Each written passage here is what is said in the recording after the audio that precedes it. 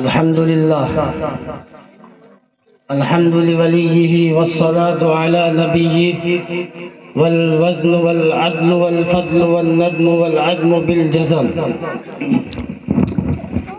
बिवहदतिहि बिकिब्रियाइहि व बिसुल्तानिन व बिइलानिन व बिइत्क़ानिन व बयानिन फी फुरक़ान ना बैठ रहा हूँ ओटा कुर्सी वहदहु ला शरीक लहु वहदहु बिवहदतिन मुवहदन बिवहदतिन मुवहदन बिवहदह वहीदन व अहदन बिला मुददिन व जुददिन व नुसबिन व वस्फिन फिल कमाल ला शरीक लहु वला नदीर लहु वला मिथल लहु वला मिसाल लहु व नशहदु अल्ला इलाहा इल्लल्लाह वहदहु ला शरीक लहु व नशहदु अन्ना मुहम्मदन अब्दुहु व रसूलुहु अम्मा बाद फ़अऊज़ु बिल्लाहि मिनश शैतानिर रजीम बिस्मिल्लाहिर रहमानिर रहीम इन्ना अजलल्लाहि इज़ा जाअ ला युअख़्ख़र वक़ाल नबी सल्लल्लाहु अलैहि वसल्लम बल्लिगू अन्नी वलौ आया सदक़ल्लाहुल अज़ीम व सदक़ रसूलुहुन नबियुल करीम व नहनु ज़ालिका लमिनश शाहिदीन व शाकिरीन वल्हम्दुलिल्लाहि रब्बिल आलमीन। मेरे मोहतरम बुजुर्गों और मुअज़्ज़ज़ उलमाए किराम और अजीज़ तलबा और पर्दा नशीन मस्तूरात,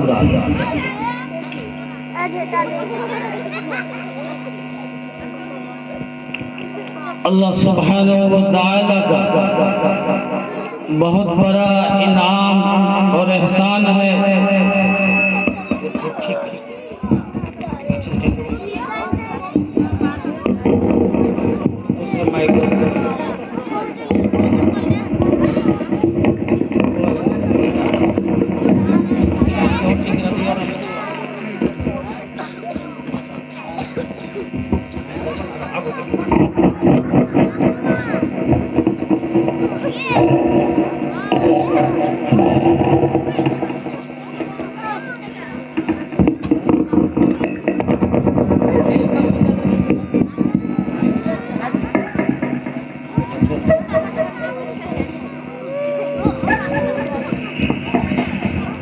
कि अल्लाह सुब्हानहू व तआला ने हम सबको इस मुबारक महीने में नूरानी मजलिस में बैठने की तौफीक नसीब फरमाई। ये मजलिस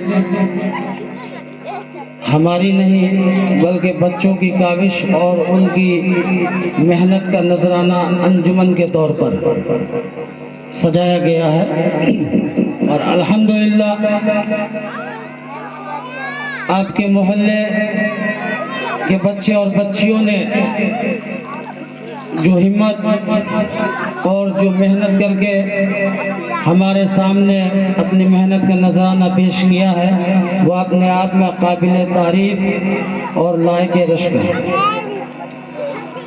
और इस महफिल के पीछे और बच्चों की मेहनत के पीछे मुझे नहीं मालूम,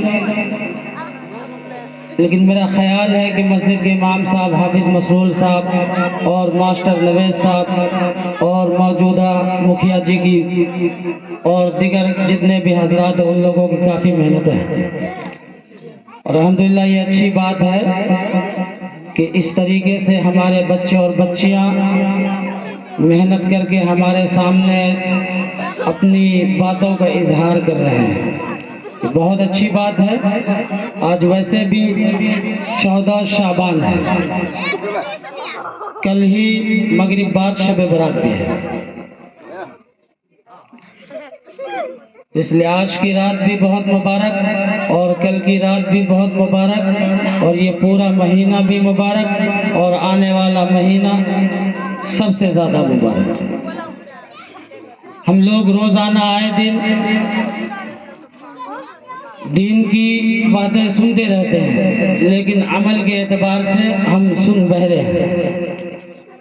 हमारे ऊपर मेरा ख्याल है कि जब तक हम लोग बातचीत सुनते हैं तब तक ही वो बातें असर करती हैं। जहाँ हम जलसा या प्रोग्राम या इज्तिमागाह से बाहर अपनी घर की जानिब जाते हैं तो वहाँ से फिर हम शैतान की औलाद हो जाते हैं। इंसान के बच्चे या अल्लाह के बंदे हम सिर्फ जलसा या प्रोग्राम की ख़त्म तक ही रहते हैं, उसके बाद फिर मनमाना इब्लीस के रवैये और तरीके को अख्तियार करके ही ज़िंदगी गुजारते हैं, जो अपने आप में बहुत बुरी बात है। अच्छा, मजलिस में बैठने वाले हजरात भी 3 तरह के होते हैं। हाँ, पहले नंबर पर ऐसे आदमी होते हैं जो सिर्फ ये देखना चाहते हैं कि कौन से हाफिज जी, कौन से मौलाना साहब, कारी साहब या फला हजरत कौन किस तरीके से बातचीत करते हैं या कितना गर्म जोशी के साथ बयान करते हैं। सिर्फ वो अंदाज़े बयां देखते हैं, बस अंदाज देखना चाहते हैं, बस उछल कूद और आवाज़ में चढ़ाव उतराव जहाँ जिनकी आवाज़ में मिलता है बड़े ही अच्छे हैं। तो पहले नंबर के लोग ऐसे होते हैं। हमारी माँ बहन मस्तूरात हजरात भी ध्यान से बात सुने। और दूसरे नंबर पर वो हजरात होते हैं जो सिर्फ ये देखते हैं कि अच्छा देखते हैं मौलाना साहब का बोलने का स्टाइल कैसा है, क्या वो सही उर्दू बोल भी पाते हैं कि नहीं, या उल्टा सीधा ही बोल कर निकल जाते हैं। क्योंकि आज हमारा ईमान इतना कमज़ोर हो गया है कि हम साहिब कलाम यानी जो बातचीत करने वाले हज़रत हाफिज़ साहब, मौलाना साहब होते हैं, उन पर भी शक करते हैं और उनको भी शक की निगाह से देखते हैं। तो इसलिए उनकी भी गलती पकड़ने की नीयत से हम ऐसी मजलिस में बैठते हैं। तीसरे नंबर पर आखिरी और कामयाब बैठने वाला इंसान वो होता है जो इस इरादे से बैठता है ठीक है, जो भी आधा एक घंटा हम यहाँ जो 2-4 बातें कुरान की रोशनी में या हदीस की रोशनी में सुनेंगे, इंशाअल्लाह जो बातें हमें अच्छी लगेगी उनको अपने अमल में लाएंगे और उनके मुताबिक हम जिंदगी गुजारेंगे, और ये अच्छी बात है। और वैसे भी मानने का नाम दीन है। मानिए तो सारी बातें खैर की है, ना माने तो फिर उसका कोई जवाब मुकाबला ही नहीं। नमाज रोज़ा आजकल तो अल्हम्दुलिल्लाह जमात वाले भी गांव के अंदर इतने आते इतने जाते हैं। तबलीग, नमाज, तौहीद, इल्म, जिक्र, मतलब वो बेचारे लोग जो भी 1 दिन 2 दिन 3 दिन क़याम करते हैं, चीख कर चिल्ला कर जो भी अपने टूटे फूटे अंदाज में चले जाते हैं। और बस्ती वाले कुछ साथ देते हैं, उनका कुछ नहीं देते हैं। और जैसे जो लोग साथ देने वाले होते हैं, जमात जैसे बस्ती से बाहर जाती है, वो भी जेल से आज़ाद हो जाता है। वो भी मेरे ख्याल से दिल में कहता होगा वाह आज छुटकारा मिला, आज जाऊंगा, अररिया जाऊंगा, यहाँ जाऊंगा, वहाँ जाऊंगा। ये तो जमात, पता है आजकल जमात भी आती है, लोग मतलब भागते हैं। एक जमाना वो था कि अल्लाह वालों को देखकर शैतान भागते थे, लेकिन आजकल के इंसान जमात वालों को देखकर भागता है। गश्त करने के लिए जब जमात जाती है, वो देखो बच्चा बेटा अलग भागता है और बाप अलग भागता है। कोई नहीं बीमार रहता, वैसे बीमार पड़ जाता है। अल्लाह माफ करे। तो बहरहाल आइए, मरने के बाद अल्लाह हमारे साथ क्या क्या मामला पेश करेंगे, उन बातों को सुनें। सीधा कुरान की रोशनी में। वक्त कम है, ज़्यादा इंशाअल्लाह आप लोगों को बर्दाश्त करने की जरूरत नहीं पड़ेगी। 10 से 12 मिनट बात सुने इंशाअल्लाह। अल्लाह से दुआ करें कि मुझे हक बोलने की, आप लोगों को अमल करने की इरादे से सुनने की तौफीक नसीब फरमाए। वक़ाल तआला या अय्युहन्नास तक़ू रब्बकुम इन्ना ज़लज़लतस्साअति शौन अज़ीम यौम तरौनहा तज़हलु कुल्लु मुर्दिअतिन अम्मा अर्दअत व तदअु कुल्लु ज़ाति हम्लिन हम्लहा व तरन नास सुकारा व मा हुम बिसुकारा वलाकिन अज़ाबुल्लाहि शदीद। बैठिए, आप लोग बैठ जाइए बेटा, बैठिए। बड़ी प्यारी स्वीट बच्चियां, बैठिए माशाल्लाह, वेरी गुड। हाँ बैठिए। अल्लाह ताला का इरशाद है कि लोगों अपने रब से डरो, यकीनन कयामत का ज़लज़ला बड़ा हौलनाक होगा। जिस दिन देखोगे तुम उस ज़लज़ले को, तुम्हारा ये हाल होगा। हाँ बच्चा लोग बात मत कीजिए, आप लोग अच्छे बच्चे हैं ना? हाँ आप लोगों से ही मैं कह रहा, आप लोग अच्छे बच्चे हैं ना? अच्छी बेबी गुड बनकर बैठे है ना? जिस दिन देखोगे तुम उस ज़लज़ले को, तुम्हारा ये हाल होगा कि तमाम दूध पिलाने वाली औरतें अपने दूध पीते बच्चे को दहशत की वजह से भूल जाती, और तमाम हामिला औरतें अपना हमल गिरा देंगी। अच्छा, आज मैं एक अदना मिसाल देता हूँ। जिसको पहला बच्चा होता हमारी माँ बहन को, जो भी डिलीवरी में चाहे जितना भी दर्द है, जितनी भी तकलीफ हो, वो उसको बर्दाश्त कर लेते हैं। हालांकि दो चार लात वो नर्सों को भी मार देती, शौहर को भी, माँ बाप को भी मार देती है, लेकिन वो तमाम तकालीफ को बर्दाश्त करती है। और आने वाला जो मेहमान होता है वो आता है, तो जरा गौर कीजिए कि कयामत का दिन वो कैसा खतरनाक और कैसा मुश्किल दिन होगा कि औरत खुद ही अपना पेट यूं समझिए कैसा हाथ से नोच कर जो है ना, अपना बच्चा अपने हाथों से गिरा देगा। सोचो कि तमाम हामिला औरतें अपना हमल गिरा देगी और लोग नशे की सी हालत में दिखाई दिए जाएंगे, हालांकि वो नशे में नहीं होंगे, बल्कि अल्लाह ताला का अजाब है ही बहुत सख्त, जिसकी वजह से वो मदहोश नजर आए। अब दूसरी आयत पे गौर कीजिए, वक़ाल ताला वला युसअलु हमीमुन हमीमा युबस्सरूनहुम यवद्दुल मुजरिम लौ यफ्तदी मिन अज़ाबि यौमइदिन बिबनीहि व साहिबतिही व अखीहि व फसीलतिही अल्लती तुअवीहि व मन फिल अर्दि जमीअन सुम्मा युंजीहि कल्लाह। अल्लाह ताला का इरशाद है कि उस दिन यानी क़यामत के दिन कोई दोस्त किसी दोस्त को नहीं पूछेगा। ठीक है मुखिया जी? कोई दोस्त किसी दोस्त को नहीं पूछेगा। हालांकि लोग एक दूसरे को देख रहे होंगे, बावजूद के लोग एक दूसरे को दिखाई दिए जाएंगे।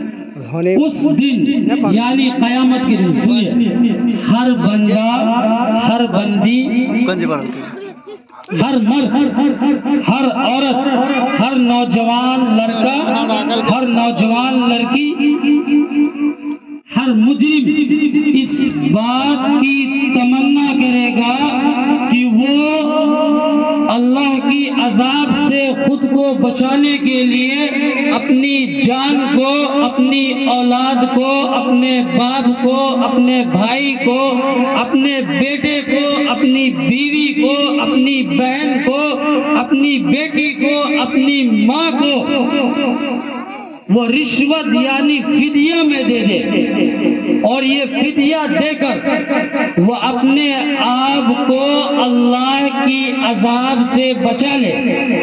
ये हरगिज हरगिज नहीं हो। तीसरी आयत, बस ज्यादा देर नहीं, इसी तरीके से चंद आयत बस तर्जुमा करके इंशाअल्लाह मैं अपनी जगह लूंगा, मुख्तसर दुआ होगी। वक़ाल ताला वला तहसबन्नल्लाह, आयत का भी मजा लीजिए। जैसे गाना में सुर और साज होते हैं ना, रिदम होता है, धमक होता है, चमक होता है, तो इसलिए हम आयत पढ़ते हैं, आप लोग आयत का मजा लीजिए। एक सुनने वालों का भी बड़ा सवाब। इससे पहले हमारे हजरत मौलाना साहब बता रहे थे कि एक अलिफ लाम मीम पढ़ने पर कितनी नेकियां मिलेगी? 30। और अभी रमजान आने वाला है, ये 30 को आप 30 गुना 70 गुना से ज़रब दीजिए, कितने हो जाएंगे? जहाँ 30 है वो 30 समझ लीजिए कि 90,000, 70% जो है ना सवाब और अज्र बढ़ा दी जाती है माह रमजान में। मैं आखिर में रमजान के और तरावी के हवाले से भी एक दो बातें अर्ज करूंगा, लेकिन इस वक्त ये सुनिए, आयत का मजा लीजिए। सूरा और सास कहाँ झुकते और झुकाते हैं वो देखिए कि वला तहसबन्नल्लाह गाफिलन अम्मा यअमलु ज़ालिमून। क्योंकि दीन की बात मोहब्बत और मजे के साथ जो नहीं सुनता, समझिए कि वो मुसलमान है। जब हम लोग गाना और कव्वाली में पुरजोश और बड़ी ही तबीयत के साथ सुनते, या यूं समझिए कि जब दो आशिक आपस में बातचीत करता ना लैला का, तो तीसरा खुद ब खुद मजनू पैदा होता है। बिल्कुल मजनू बनकर सुनिए कि वला तहसबन्नल्लाह गाफिलन अम्मा यअमलु ज़ालिमून इन्नमा युअख्खिरुहुम लियौमिन तशखसु फीहिल अब्सार मुहतिईना मुक़निई रुऊसिहिम ला यर्तद्दु इलैहिम तरफुहुम व अफ़इदतुहुम हवा। अल्लाह ताला के इरशाद है कि उस दिन यानी क़यामत के दिन अल्लाह ताला फरमाएंगे कि जो कुछ ये जालिम लोग, ये गाफिल लोग करें। अच्छा, गाफिल अल्लाह ने यहाँ कुरान में लफ्ज़ गाफिल इस्तेमाल फरमाया कि वला तहसबन्नल्लाह गाफिलन का। गाफिल हिंदू नहीं कहा, यहूदी नहीं कहा, ईसाई नहीं कहा, गाफिल का। गाफिल से मुराद वो मुसलमान है जो अजान सुनते हैं लेकिन उनकी पैर, उनका दिल, उनका दिमाग मस्जिद तक नहीं पहुंचा। उससे भी बड़ा गाफिल दुनिया में कोई हो ही नहीं सकता। गैर ईमान वाले अपनी जगह पे बहुत अच्छे हैं, अरे उनका तो अल्लाह रसूल से कोई वास्ता ही नहीं। अरे जिनके माँ बाप नहीं, जो बच्चे यतीम है तो उसको डिसिप्लिन और अदब कहाँ से मिलेगा? है ना, गांव का जाहिलों का मावरा कहते हैं कि यतीम बच्चे अक्सर बिगड़ जाते हैं क्योंकि माँ बाप का साया नहीं मिलता, माँ बाप की तरबियत नहीं मिलती। जो गैर ईमान वाला तो वह है ही फी नारी जहन्नम।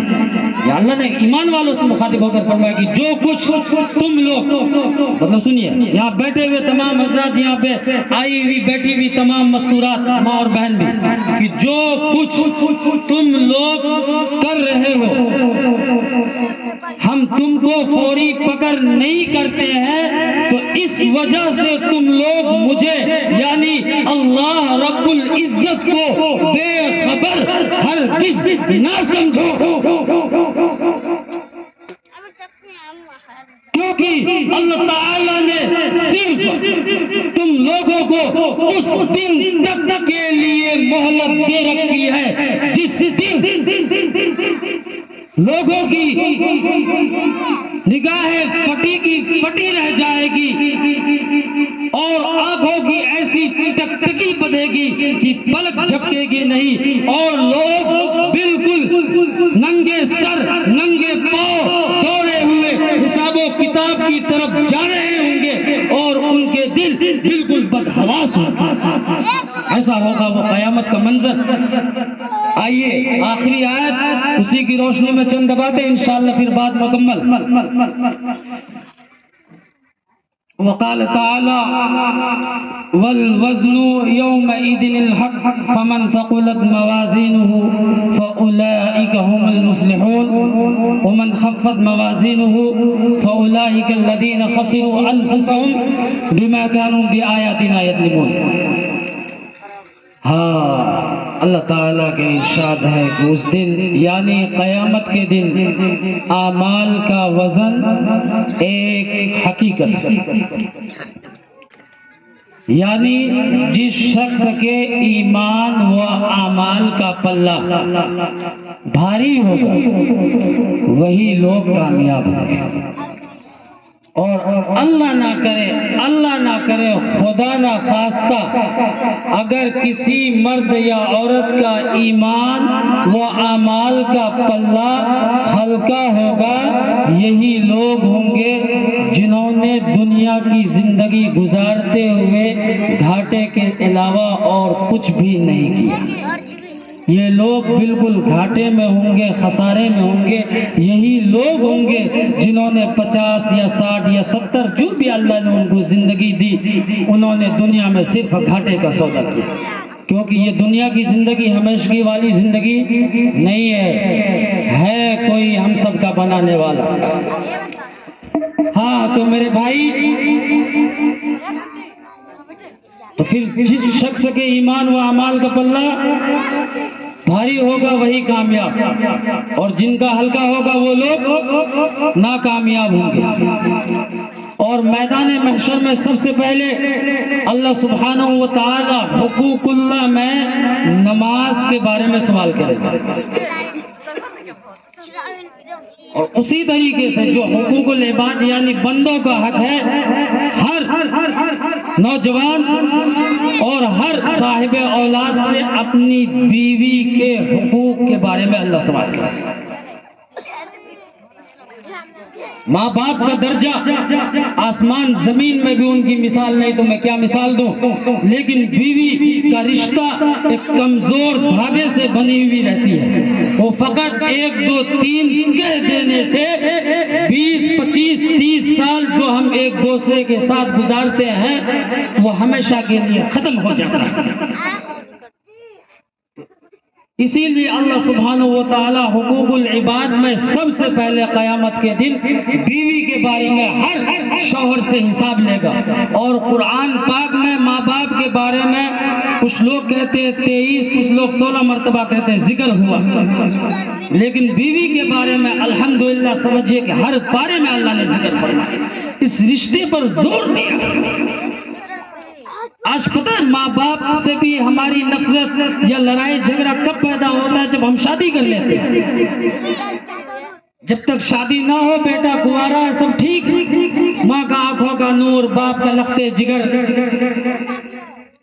और वही बेटा जब शादी कर ले नालायक हराम खोर कमीना,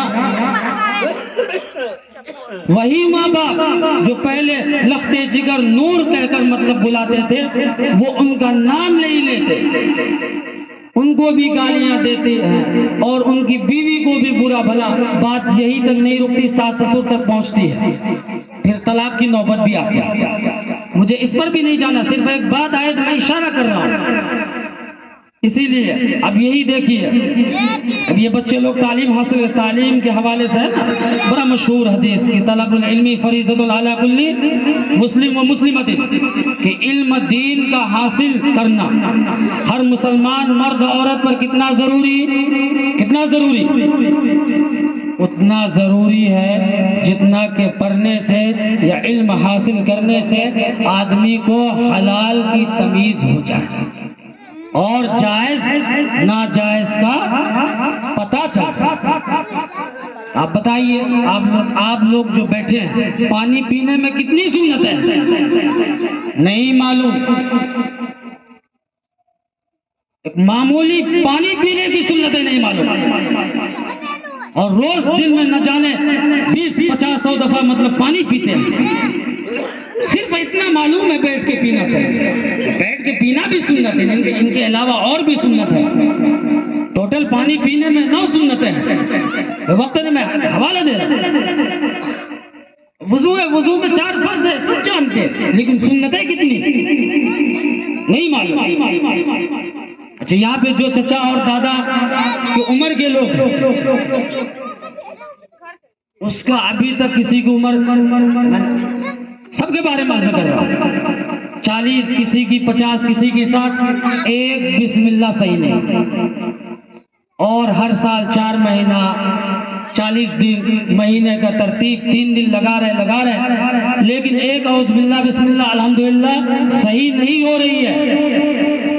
तो क्या लगता है अल्लाह नहीं पूछेगा? अगर सही नहीं होती तो कोशिश जरूरी है। और वैसे भी आजकल के जमात के बारे में क्या कहना, मैं नहीं कहना चाहता। वहां लोग खाने में और नाश्ता करने में ध्यान देते हैं। हालांकि जमात के अंदर जो मतलब क्या बोलते हैं, सुबह नाश्ता के बाद तालीम का हल्का लगता है, उसमें वक्त मुकर्रर किया जाता है कम से कम। अच्छा, फजाइल आमाल के मुताबिक ज़करिया साहब की तहरीर हमने देखी फजाइल आमाल में, और फजाइल सदकात में ये बात लिखी हुई है कि भाई चाहे 3 दिन की जमात हो या 40, बात आ रही तो मैं इशारा करते जा रहा हूँ, कम से कम 4 घंटे की तालीम रोज हो। 4 घंटे की तालीम, इसमें 2.5 घंटा नहीं है, इसमें गश्त वाला अमल नहीं है, इसमें तश्कील वाला अमल नहीं है, इसमें बाहरी खुसूसी या फजाइली मुलाकात नहीं है। जो मस्जिद में नाश्ता के बाद जोहर से पहले कम से कम 2 घंटा या 2.5-3 घंटा मेहनत हो, और वहाँ फजाइल कुरान मजीद से सिर्फ 2 या 3 हदीस कुरान मजीद के हवाले से पढ़ी जाए, और उसके बाद कुरान का हल्का लगाया जाए। ये लेकिन हल्का लगाया कौन? जाते भी आम लोग हैं, आते भी आम लोग हैं। और जोहर के बाद भी फिर कम से कम 2-3 घंटा फिर वहां पे फजाइल सदकात की तालीम होनी चाहिए, और वहां फिर मुज़ाकरा होना चाहिए 6 नंबर पे, जिसको 6 सिफात कहते हैं। तो सिर्फ जमात में जाकर दावत खाना, गश्त कर लेना, तश्कील कर लेना, वहां से 4 महीने की जमात निकाल देना, वहां से 3 दिन की जमात निकाल देना, ये कोई कमाल नहीं है, ये जाहिरी अमाल है। लेकिन बातें जो औज़ुबिल्लाह, बिस्मिल्लाह, अल्हम्दुलिल्लाह जो ठीक नहीं हो रही है, और हम जो उल्टे सीधे नमाज पढ़ते जा रहे हैं, उल्टे सीधे, तो अल्लाह जब पूछेगा हम क्या जवाब दें? मसलन अल्हम्द का मतलब है जैसे अल्हम्दुलिल्लाह रब्बिल आलमीन कि तमाम तारीफ के लायक कौन है? वाहिद अल्लाह की जात। अगर उसी वो अल्हम्दु है, क्या है? बड़ी हा से अगर कोई इंसान अल्हम्दु कहता, छोटी हा, तो उसी का मतलब हो जाएगा कि किसी तारीफ के लायक अल्लाह नहीं। नौज़ बिल्लाह, ला हौल वला कुव्वत इल्ला बिल्लाह। एक साथी का कारगुजारी मुझे याद है, एक साथी मैं किसी मस्जिद में गया, जमात वाले थे, वो बातचीत कर रहे थे, वो कहने लगा भाई अल्लाह हम सब का मोहताज है और हम लोग किसी के मोहताज हैं। बताइए, मैं कहना ये चाहता हूँ सिर्फ जमात में जाने से हमें दीन समझ नहीं आएगी, हमारे जो भी मतलब क्या बोलते दुआ और सूरत वगैरह सही नहीं होगी। आलिम का काम इतना, हम यहाँ बैठे हमने तकरीर किया 10 मिनट 20 मिनट, हमारा हक अदा।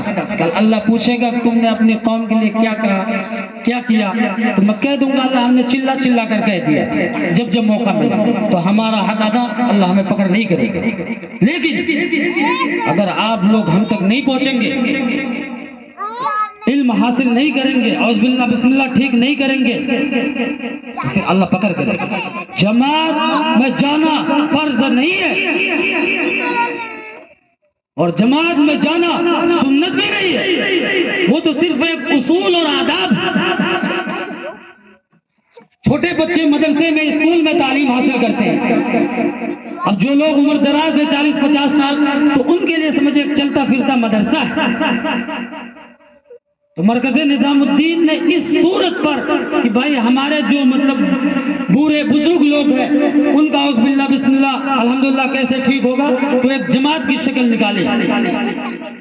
हज़रत मौलाना इलियास रहमतुल्लाह ताला ने इसी बुनियाद पर इस काम, न तो जमात में जाना सुन्नत है, ना फर्ज है, ना वाजिब है, और जमात में जाने का असल मकसद ये है कि कम से कम हमारा नमाज सही हो, हमारा नमाज सही हो। अच्छा ये बताइए, मामूली मसला, अगर कोई इंसान नापाक है, गुस्ल नहीं है, नापाक है, अब बताइए वो अगर अच्छे तरीके से वुजू करेगा और पूरा 20 मिनट लगाकर अगर वो जोहर की 4 रकात नमाज पढ़ेगा, नमाज हो जाएगी? बिल्कुल नहीं होगी। तो दीन की कुंजी नमाज, और नमाज की कुंजी वुजू, और वुजू का कुंजी गुस्ल है। अगर गुस्ल सही होगी तो वुजू दुरुस्त होगा, और वुजू दुरुस्त है तो नमाज काबिल कबूल होगी इंशाअल्लाह ताला। अगर गुस्ल के अंदर ही कमी है तो फिर वुजू भी बेकार, और जब वुजू ही ठीक ठाक नहीं होगा तो नमाज कहां से होगी? नमाज बिल्कुल नहीं होगी। घर में जाने की दुआएं, घर से बाहर निकलने की दुआएं, बैतुल खला संदास में जाने की दुआएं, संदास से बाहर निकलने की दुआएं, मस्जिद में दाखिल होने की दुआएं, मस्जिद से बाहर निकलने की दुआएं, दस्तरखान की दुआएं, खाना खाने की दुआएं, बात की दुआएं, सोने की दुआएं, उठने की दुआएं, नमाज जनाजा की दुआएं, नाबालिग लड़का लड़की की दुआएं, आईना देखने की दुआएं, कपड़ा पहनने की दुआएं और नया कुर्ता पाजामा पहनने की दुआएं, हत्ता के क्रीम लगाने की भी दुआएं। हमारी नौजवान लड़कियां हर घंटे पे साबुन से मुंह धोती और फिर नबी चिपका लेते, मजाक बना के रखता है। यही वजह है कि उनके चेहरे पर 24 घंटे फरिश्ते की लानत, अल्लाह की लानत, रसूलुल्लाह की फटकार बरसती रहती है, दाना पिंपल पिंपल निकलता है। फिर ये क्रीम वो क्रीम ट्राई करती है लेकिन नतीजा जीरो।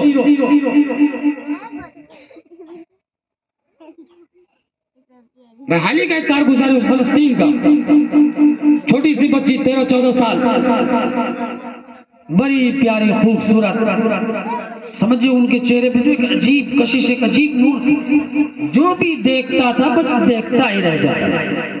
तो पूछा एक यहूदी ने कि आखिर तुम्हारे चेहरे पर ये ग्लो वगैरह, ये नूर कहां से? कहा कि नमाज और वुजू से। तो इसलिए मेरी माँ बहन सुने, क्रीम लगाने से न किसी के चेहरे पर नूर आ सकती है, ना तो किसी के चेहरे के दाग धब्बे खत्म हो सकते हैं, ना तो किसी का चेहरा खूबसूरत हो सकता है।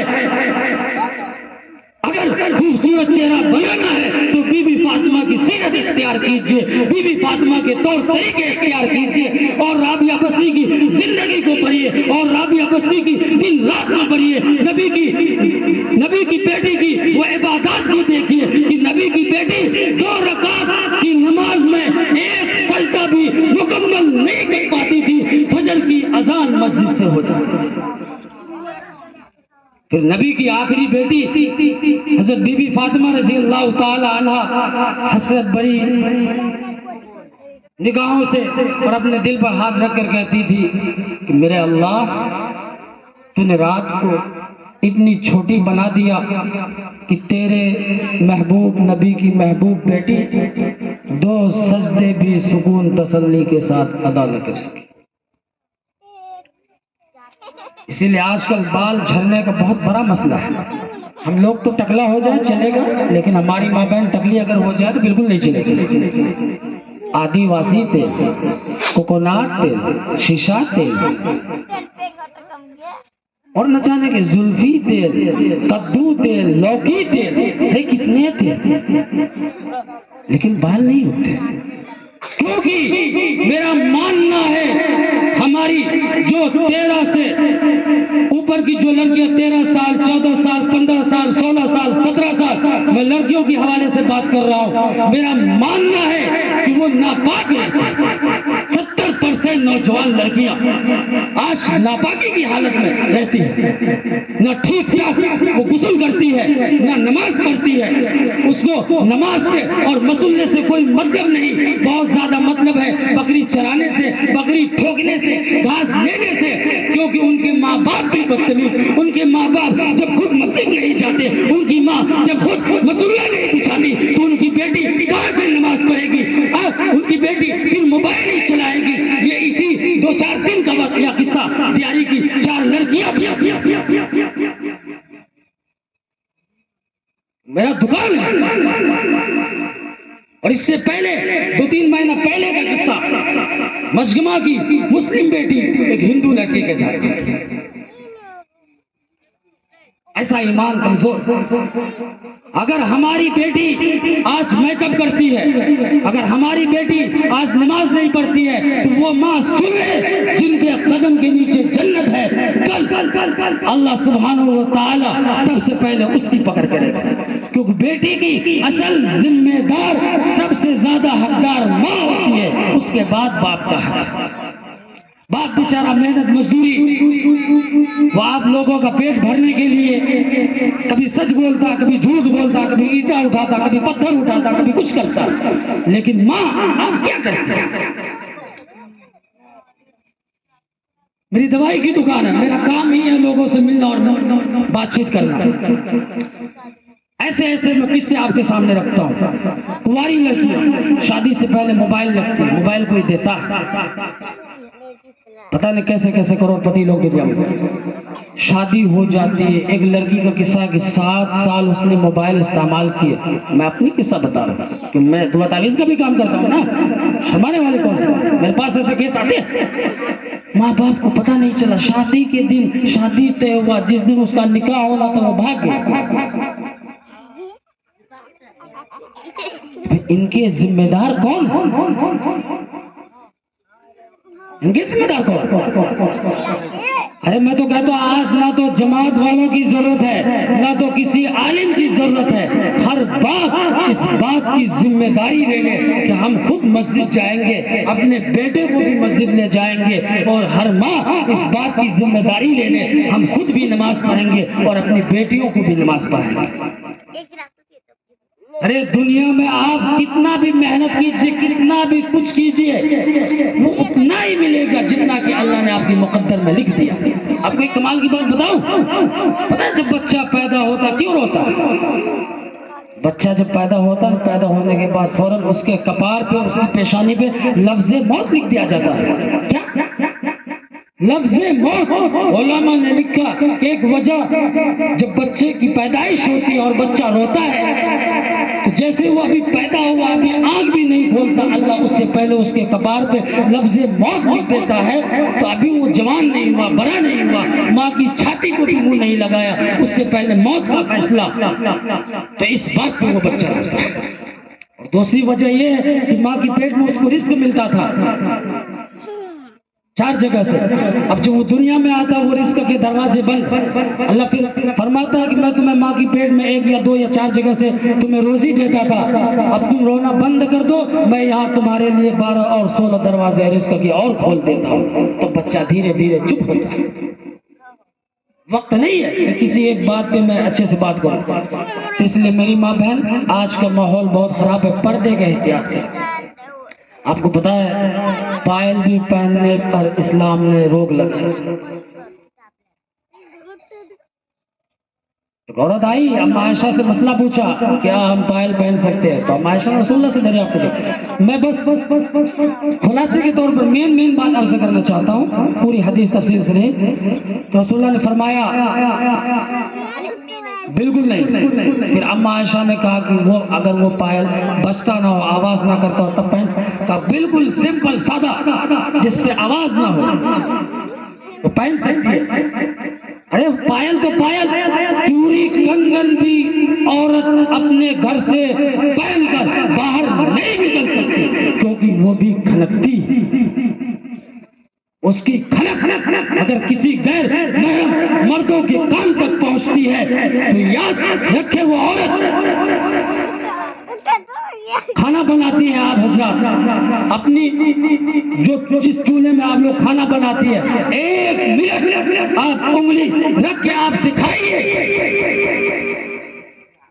अगर 1 मिनट तक आप उंगली रख सकती है तो अच्छी बात है, अगर नहीं रख सकती तो इन बातों का ख्याल कीजिए।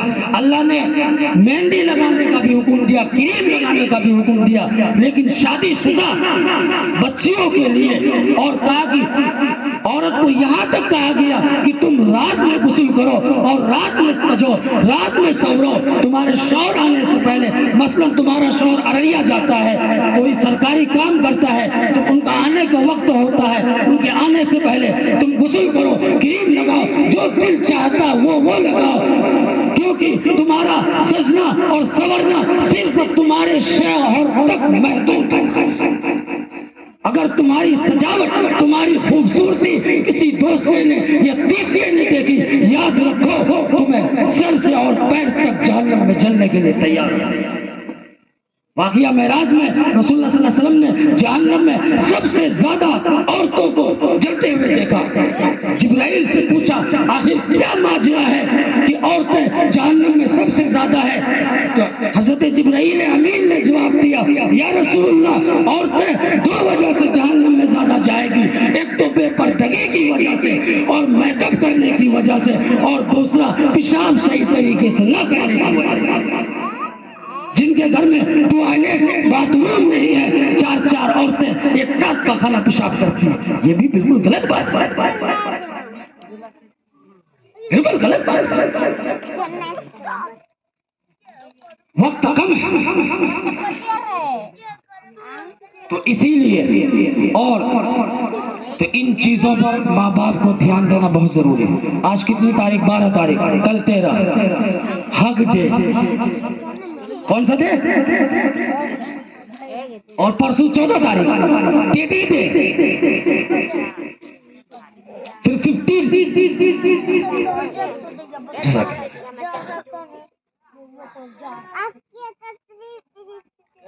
जज़ाकल्लाह खैर।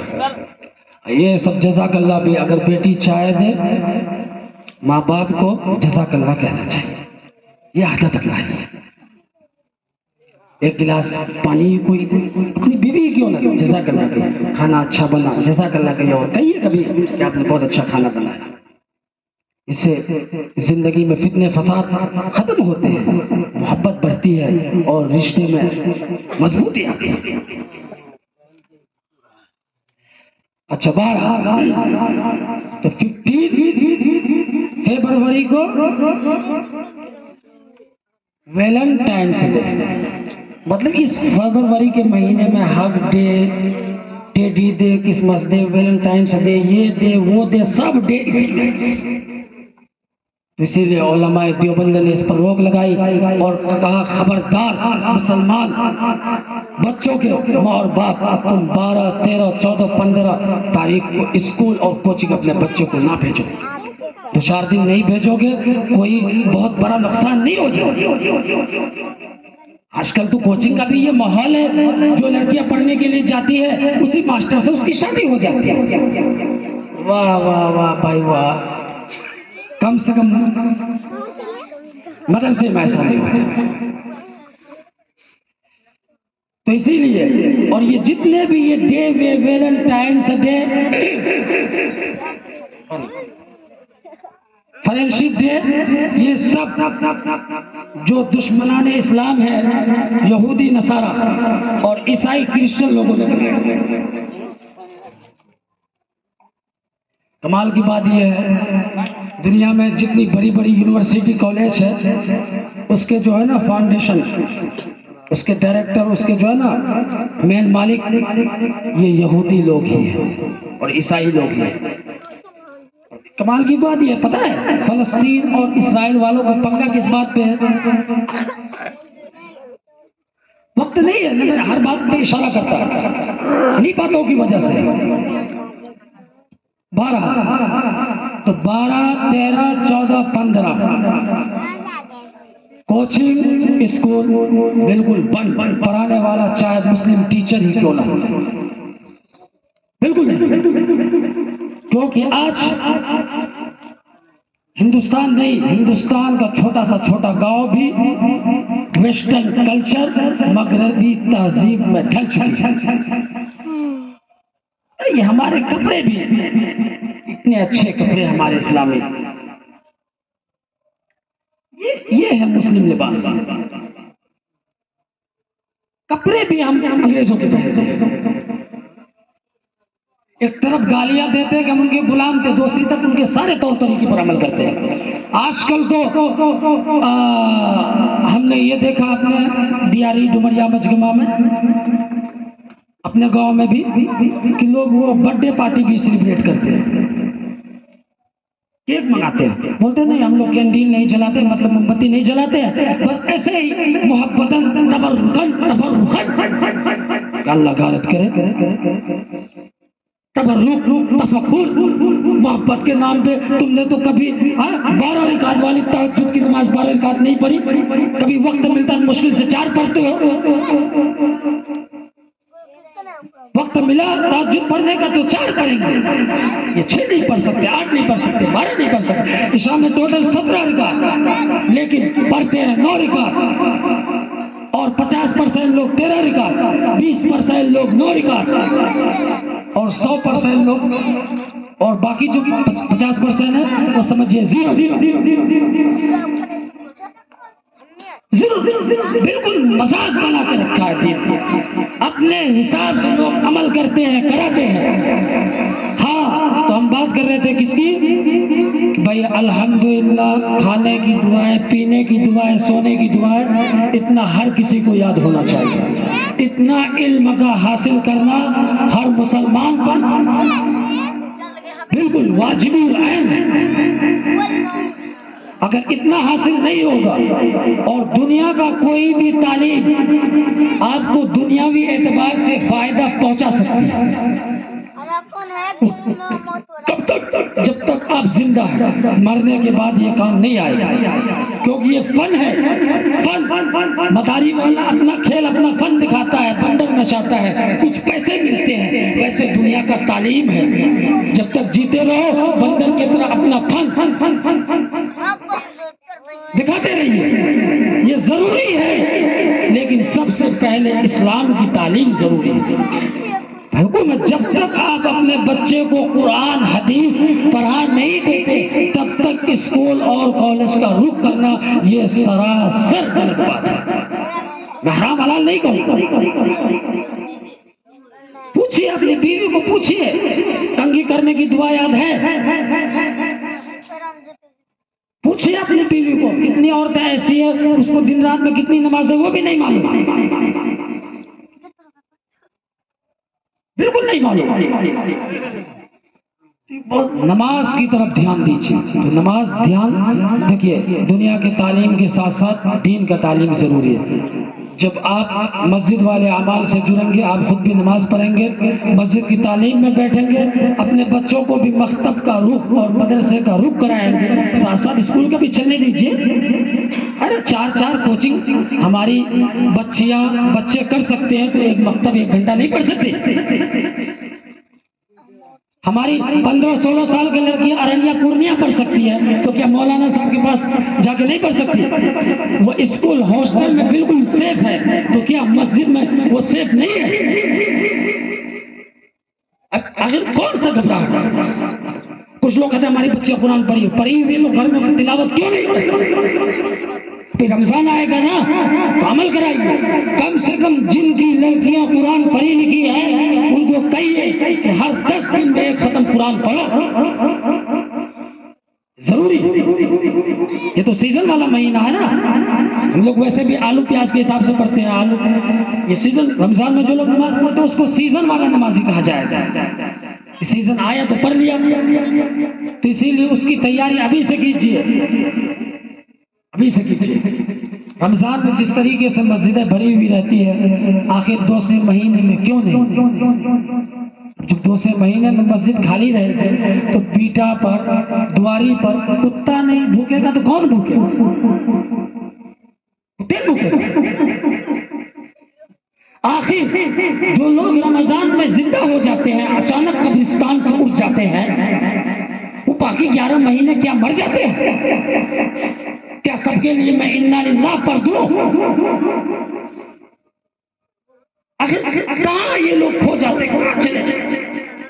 अच्छा, जमात आएगी मस्तूरात की, औरतें अपना सारा काम आगे पीछे करके मस्तूरात के पास जाएगी, कोई बिस्किट लेके, कोई दूध लेके, कोई कुछ लेके, तालीम सुनेगी, मशवरा में भी बैठेगी। वही औरतें जमात जाने के बाद 4 औरत यहाँ, 4 औरत वो मोराखेत में, 4 औरत वहां, इसकी बात उसकी बात, ला हौल वला कुव्वत इल्ला बिल्लाह।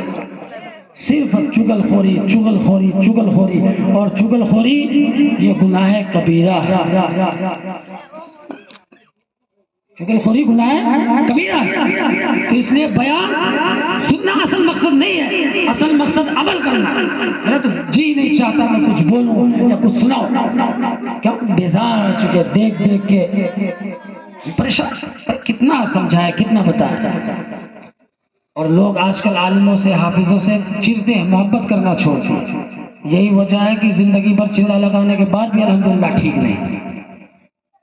बात याद है, बता, आलिमों से मोहब्बत कीजिए। आप चिल्ला लगाते, अच्छी बात, वहां से आइए तो मस्जिद के इमाम साहब के पास जाइए, उनके पास बैठिए आधा घंटा 1 घंटा, कुरान पढ़िए या उनसे सुनिए। जो दुआ याद है वो याद कीजिए। अचानक अगर बाप मर जाए हमारा, हम उनके बेटे, हमको नमाज जनाजा की दुआई याद नहीं, बताइए कैसे बेटे? आखिरी वक्त जो हम अपने बाप के लिए आखिरी अमल कर सकते हैं, आखिरी बार उनके लिए मग़फ़िरत की दुआ कर सकते हैं, जबकि वो दुनिया से जा चुका होता है, वो दुआ हमको याद है। इससे भी ज्यादा शर्मिंदगी और शर्मनाक कोई बात हो सकती है? छोटा बच्चा बाप को बाबा पापा बोले बड़ा खुश होता है, एक बार क ख ग ABC आगे सुना दे बड़ा खुश, और इंग्लिश में आके बोल दे दो चार वर्ड, माय नेम इज फलां, माय फादर से फलां, बस दो चार वर्ड बोल दे, I am belong to Araria, जो भी उल्टा सीधा है, उसी मुंह में रसगुल्ला, उसी मुंह में जलेबी, उसी मुंह में शहद, उसी मुंह में पता नहीं कौन कौन सा शिरवा आ जाता है।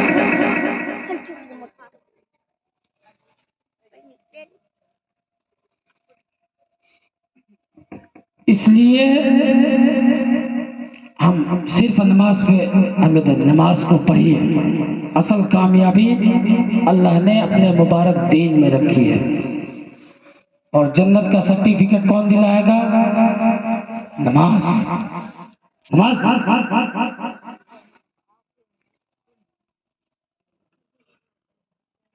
और अपनी बच्चियों के लिए, छोटी छोटी बच्चे, 7 साल का जब बच्चा हो जाए ना, उसको नमाज का हुक्म करने का हुक्म है। बहुत 7 साल के जब तुम्हारे बच्चे हो जाए, उनको नमाज पढ़ने के बारे में कहो, और कहा कि जब 10 साल का हो जाए तुम्हारा बेटा, तुम्हारी बेटी, उसको नमाज ना पढ़ने पर मारो। और ये मारने का हुक्म अल्लाह दे रहा है। कौन दे रहा है? जब हम ऐसी तरबियत ही नहीं मारेंगे नहीं तो हमारा बेटा मोबाइल चलाएगा ना, PUBG खेलेगा, फ्री फायर ही खेलेगा, जब वो फ्री फायर खेलेगा, गोली खाएगा, वहाँ कौक से पिएगा, और सेल्फी पता नहीं कौन कौन सा नशा वो सब करेगा, बाद में दुआ तावीज़ के मौलाना साहब के पास और फिर किसी अच्छे डॉक्टर साइकियाट्रिस्ट के पास आप जाइएगा कि मेरा बच्चा नशा करता है, मेरा बच्चा ये करता है, मेरा बच्चा फला लड़की से बात करता है, आप तावीज़ दीजिए, आप दवा दीजिए, आप वो दीजिए, आप ये दीजिए। इसके जिम्मेदार तुम खुद हो। जब ये बिगड़ रहा था तुम कहाँ सोए थे?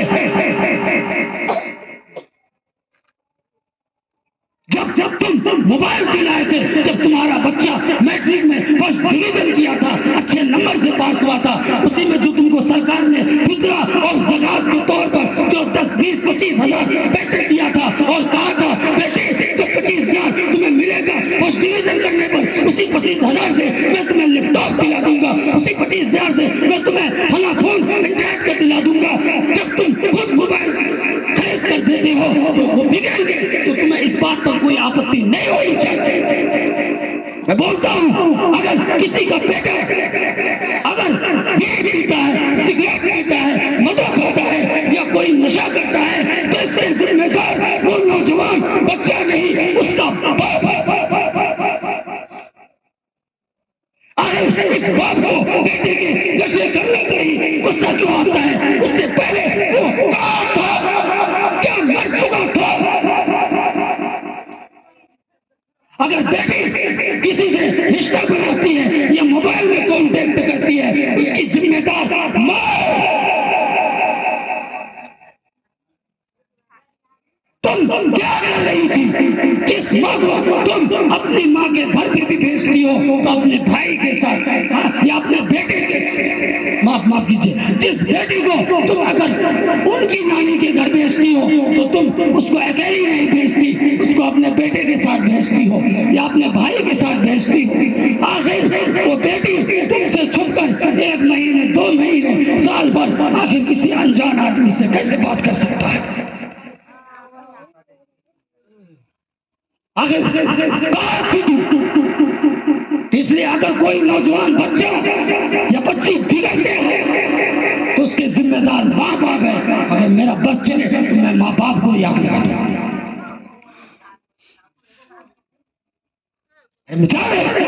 ये बच्चे अभी हम इसको जैसा तालीम देंगे, जैसा एजुकेशन देंगे और जैसी तरबियत देंगे, और जिस सांचे में हम इसको ढालेंगे, वो वैसा ही रहेगा। अगर हम अपने घर में दिन रात गाना सुनेंगे, मुझे बात याद आ रही, गाना,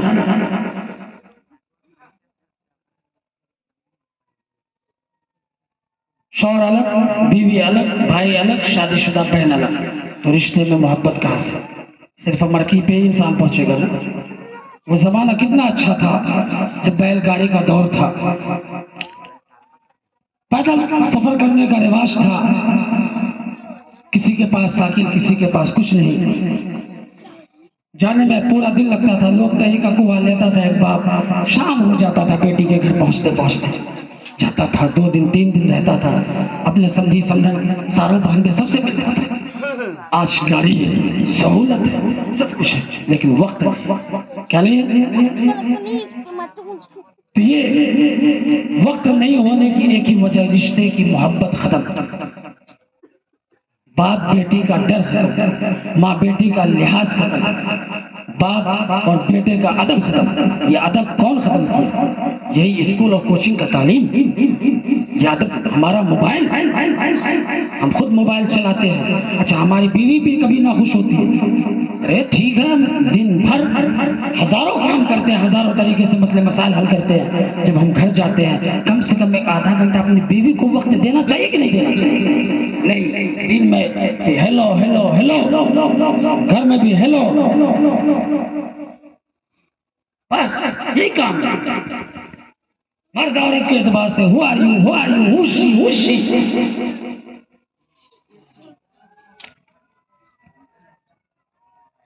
मतलब हमारे सारे हरकत स्टूपिड, नॉनसेंस एंड रबिश। मैं इंग्लिश बोलना नहीं चाहता, लेकिन मुझे इंग्लिश में इतनी गाली आती है कि स्कूल का बड़ा कोई प्रिंसिपल या टीचर भी कॉलेज का नहीं जानता। मैं फॉरेन कंट्री भी रह चुका हूं, मेरा अल्हम्दुलिल्लाह काफी मुल्कों का सफर हो चुका है। मैं इंग्लिश में भी 5 घंटे बयान कर सकता हूं। क्या करूं? मैंने अंग्रेजों को देखा, एक बात देखी, वो काफी, वो लोग दिन में जो काम करते जब घर आते हैं, मैंने एक शौहर को भी देखा है, बेटी को भी देखा है, बेटे को, एक बीवी को, घर आता है मोबाइल बंद। सब लोग खाना पीना में एक दूसरे की मदद करते हैं, मियाँ बीवी बेटा बेटी सब किचन रूम, खाना पकता है। उनका जो एक तरीका है डाइनिंग टेबल पे खाना खाने का, अच्छे हो, उनका जो उसूल या जो सुन्नत है, उसका सुन्नत समझिए डाइनिंग टेबल है, तो उस पे खाना खाता तो उसको सवाब है। लेकिन मुसलमान क्यों दस्तरखान कहा गई?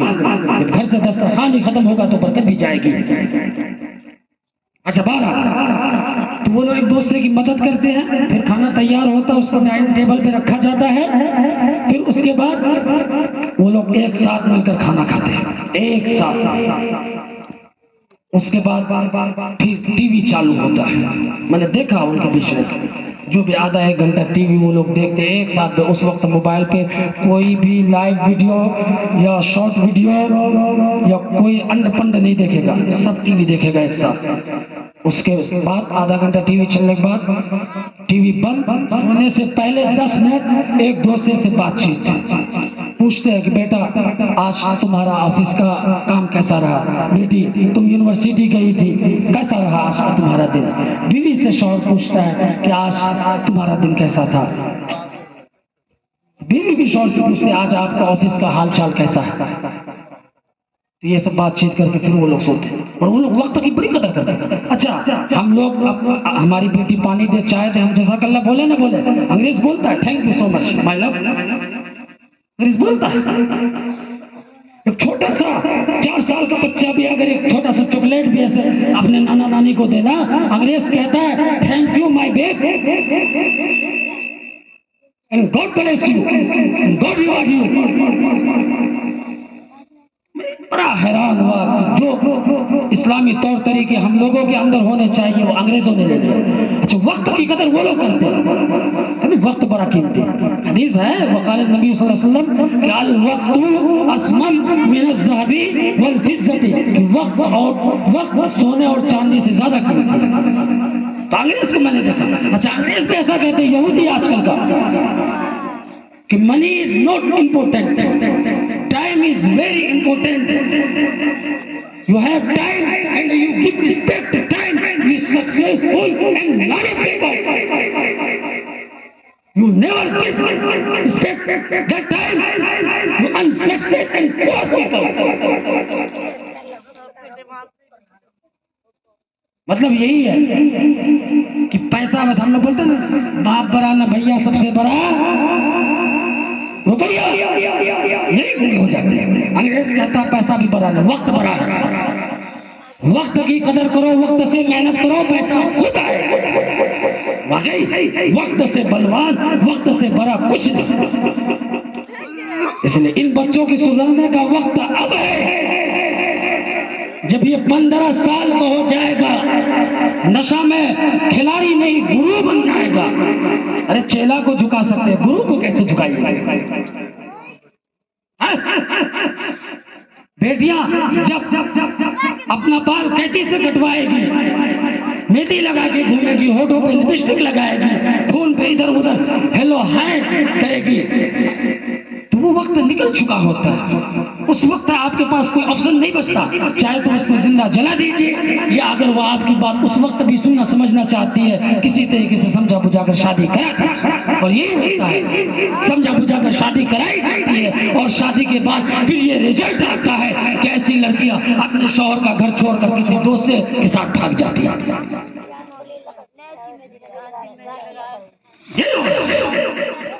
इसलिए मेरे भाई ये सब ना हो, हम लोग खुद भी नमाज पढ़ें। हमारा जो छोटा छोटा 3 साल 4 साल 5 साल 6 साल 10 साल का जो बच्चा, हम उनको मस्जिद तक ले जाएं। बच्चों को मस्जिद का आदी बनाइए। कौन कहता है कि बच्चे को मस्जिद नहीं ले जाना चाहिए?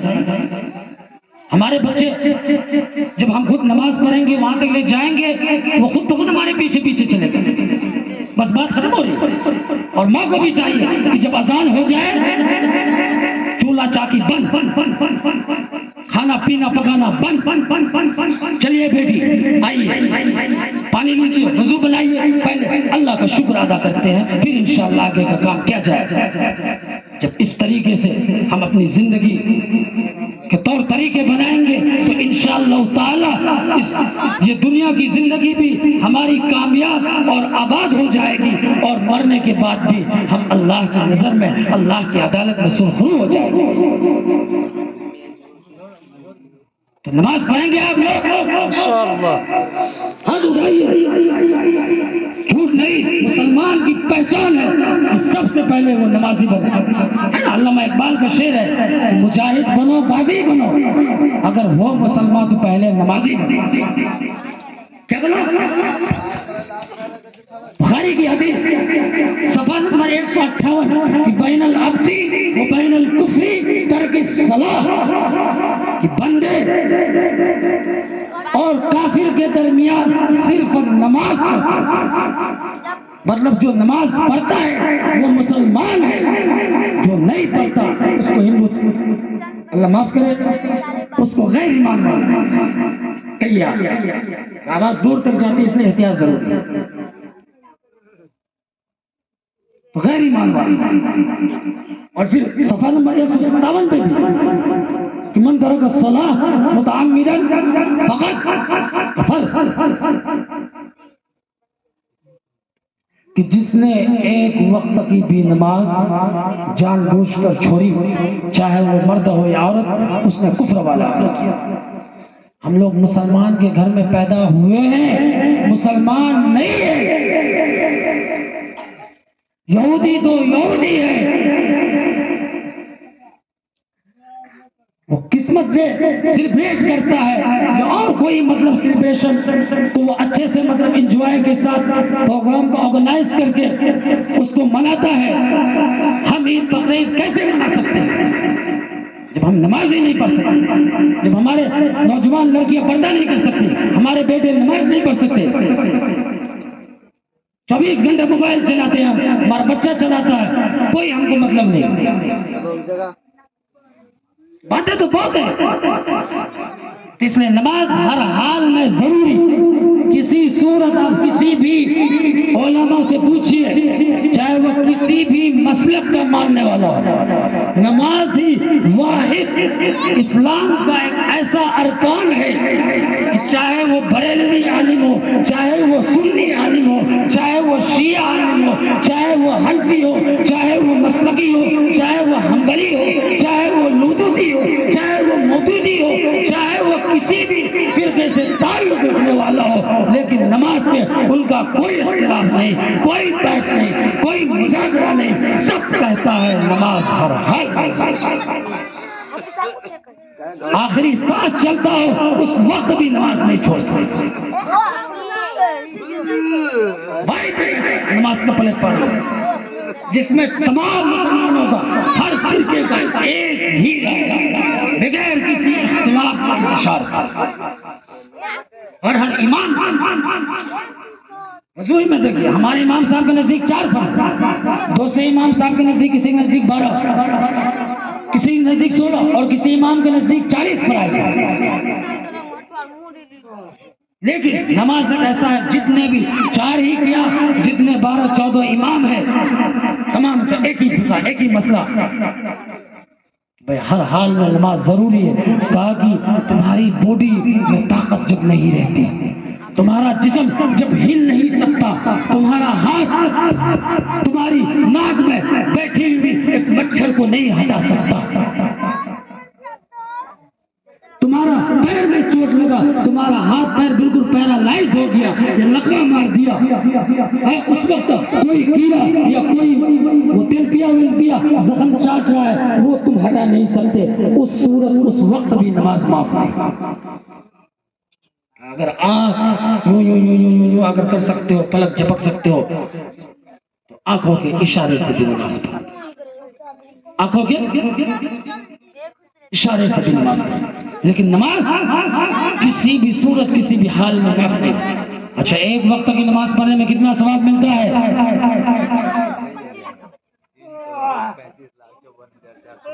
जी 3,35,54,432 ने, और जो एक वक्त की नमाज ना पढ़े छोड़ दे तो अजाब भी है। 2,88,00,000 बरस जहन्नम में उसको जन्नत। 2,88,00,000 तक जहन्नम में उसको जन्नत। अरे मैं तो कहता हूं ना कि आप 1 मिनट दुनिया की आग में उंगली रखकर दिखाइए, जहन्नम की आग से एक बात है, मैं एक इशारा कर दूं, जहन्नम की आग इस दुनिया की आग से 69 गुना ज्यादा तेज है, और जहन्नम की आग ये लाल नहीं है, सफेद है, सफेद है, कोई सफेद है कोई काली धुआं जैसी है, समझे कि नहीं? अच्छा, ये आग जो दुनिया में अल्लाह ने भेजा, अल्लाह ने इसकी बहुत जिस तरीके सोनार चांदी को पहले गलाता है, फिर तपाता है, फिर हथौड़ी मार के एक पायल या चूड़ी बनाता है, उसी तरीके से अल्लाह ने ये आग जो दुनिया में हम खाना बनाने में या घूर तापने में अपने इस्तेमाल में लाते हैं, इसकी काफी मरम्मत पिटाई कुसाई हुई तब दुनिया में भेजा। इसको 10 बरस तक, समझे ना, पानी के अंदर डुबो कर रखा तो ये सफेद हुआ, फिर 10 बरस रखा गया तो ये काली धुआं की तरह हो गई, फिर 10 बरस पानी के अंदर डुबा कर रखा इसको, ताकि इस आग की गर्मी, इस आग की तपिश, इस आग के अंदर जो एक ताकत है, सिफत है जलाने की, जलने की, वो कम हो जाए, गर्माहट। फिर 10 बरस और रखा तब ये लाल हुई। गोया कि 30 बरस तक इस आग को पानी के अंदर डुबोकर धोया गया, धोया गया, धोया गया। जब ये लाल हुई तब अल्लाह ने कहा कि जा तो दुनिया में जा, तो दुनिया में लोगों के खाना बनाने में या ठंडी में काम आया करे।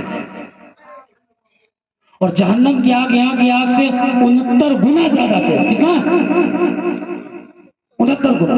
बताइए, जब दुनिया की आग इतनी खतरनाक, इतनी दहशतनाक, तो जहन्नम की वो आग जो 79% यहाँ से ज्यादा मोस्ट पावरफुल है, तो उस आग की जलन को, उस आग की गर्माहट को, उस आग की तपिश को हम इंसान कैसे बर्दाश्त कर सकते?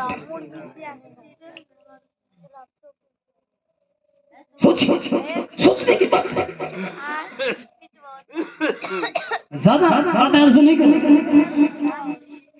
हाँ क्या तो भाई नहीं, पायल से बात याद आई। पायल जिसकी आवाज करती है, चाहे उसमें घुंघरू हो या ना हो, अगर वो टन टन टन टन या खन खन खन खन करती है, ऐसी पायल औरत पहन के घर से बाहर ना निकले। इसकी बिल्कुल शरई इजाजत नहीं। हाँ आप अपनी मनमानी करो, कौन रोकने वाला है?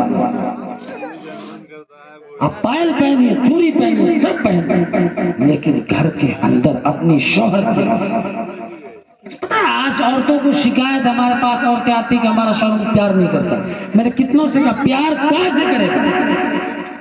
जिस वक्त तुम्हारा शौहर नहीं, उस वक्त तुम नहाती हो, उस वक्त अच्छे कपड़े पहनती हो, और पूरा गांव वाला तुम्हारा वो शो देखता है, खूबसूरती देखता है, और शौहर बेचारा जब काम से थक हार के आता है, तुम उस वक्त मैली कुचैली रहती हो, छोटे बच्चे की तरह मुंह पर कारखी चूना लगा कर।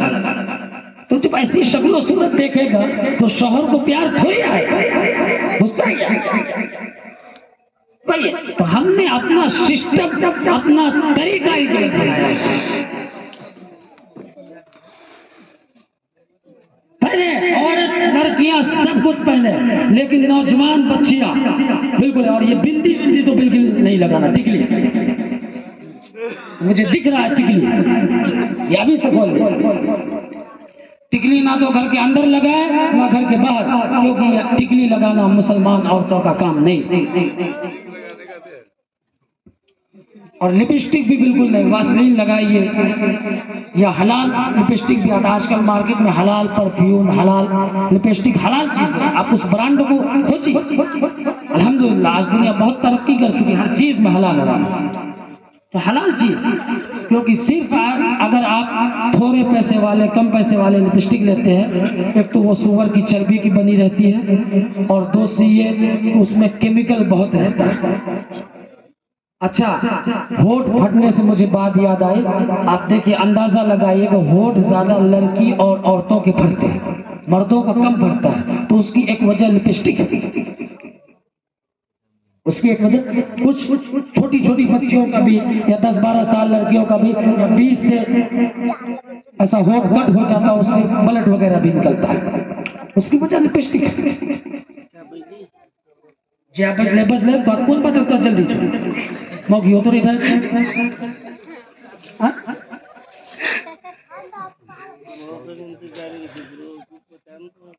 जी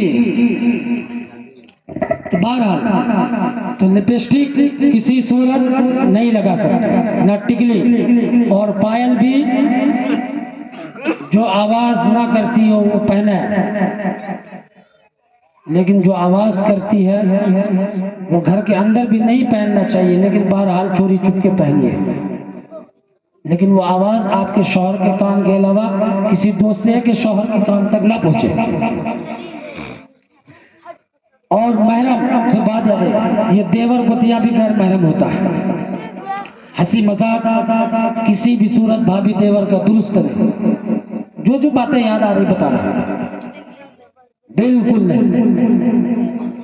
एक औरत का महरम वही, देखिए आसान अंदाज में मसले को समझिए। जिस लड़की की शादी जिन मर्दों से नहीं हो सकती है, उसी के सामने आप कभी आधा दुपट्टा रखकर भी या उल्टा सीधा भी जा सकती है, उसके सामने बैठ सकती, उससे बात कर सकती, मजाक भी कर सकती, जो लेकिन जिससे लड़की की शादी हो सकती है उनसे बातचीत भी करना बिल्कुल सही नहीं, और हंसी मजाक तो दूर की बात है। गोया कि चचेरा, चचा, चचेरा, मामा, तामा, गोतिया, भैंसुर सभी आ गए। इन बातों का ख्याल, हमारा काम बताना है। आप मान लिए तो अच्छी बात है, नहीं मानेंगे कल अल्लाह पूछेगा। आपके होठ को बिल्कुल वो जहन्नम की सुई धागे से सिल दिया जाएगा, मुंह को बंद कर दिया जाएगा। तो पूछेगा, आप अल्लाह को जवाब दीजिए। तीन बातों का ख्याल करें, हमारी माँ और बहनें। और खूबसूरत बनना मेरी प्यारी बहनें, आप नमाज पढ़िए, आप इशराक पढ़िए, आप तहज्जुद पढ़िए, आप चाश्त पढ़िए, आप सलाते तौबा पढ़िए। इंशाअल्लाह मैं गारंटी देता हूँ, इंशाअल्लाह ताला 100% नहीं बल्कि 120% में गारंटी देता हूँ, आप कुछ ही महीनों में आपके चेहरे पर ऐसा ग्लो आ जाएगा, ऐसा प्रीतिनेस मतलब खूबसूरती आ जाएगी जो किसी हीरोइन के चेहरे पर भी नहीं। और पर्दा अगर सीखना हो नबी की बेटी से सीखिए। मरने के बाद भी नबी की बेटी बीबी फातिमा की गैरत इस बात को तैयार नहीं थी कि मरने के बाद हमारे जनाजे को, हमारे ताबूत को कोई गैर महरम मर्द कंधा दे। देखना तो दूर, हज़रत अली से कहा था कि मैंने जीते जी अपनी इस्मत की हिफाजत की, अपनी आबरू की हिफाजत की, जीते जी मुझे किसी गैर महरम ने ना तो मेरे चेहरे को देखा, ना तो मेरी परछाई को देखा। इसलिए ए अली, मैं चाहती हूँ कि जब मैं दुनिया से जाऊं, जब मैं मरूं, जब तुम मुझे दफनाने के लिए कब्र तक ले जाओ तो मेरे जनाजे में भी किसी को शरीक नहीं करना। इसीलिए मेरा जनाजा दिन में तुम मत उठाना, रात के अंधेरे में उठाना। जब रात का एक आधा हिस्सा गुजर जाएगा तब तुम घर से जनाजा लेकर निकलना, और मेरे जनाजे में सिर्फ तुम और मेरे दो मासूम या नौजवान बच्चे इमाम हसन हुसैन के अलावा चौथा बंदा कोई नहीं। सोचिए, मरने के बाद जब नबी की बेटी अपनी चेहरे की, अपने जिस्म की और अपनी हया की इस तरीके से ख्याल कर रही है और इस तरीके से फिक्रमंद होकर अपने शौहर को वसीयत करके दुनिया से रुखसत हो रही है, तो जीते जी कितना हमारी माँ बहन को ख्याल करना चाहिए और शर्म करना चाहिए और हया करना चाहिए। और दीन के अंदर हया एक बहुत ही अहम हिस्सा है। औरत का ईमान हया और पर्दे के बगैर मुकम्मल हो ही नहीं। हदीस साफ कहता है, हया शुअबतुम मिनल ईमान, हया ईमान का एक बहुत ही खास, एक मजबूत और एक अहम हिस्सा है।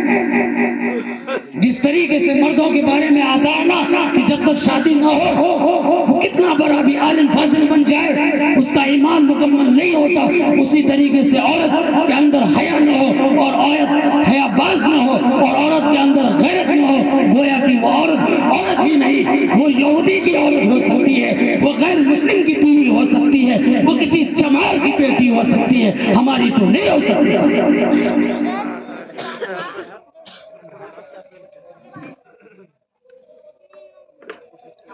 वक्त बहुत हो गया मेरी माँ बहन, जो जरूरी बात है, और नमाज को सीखिए।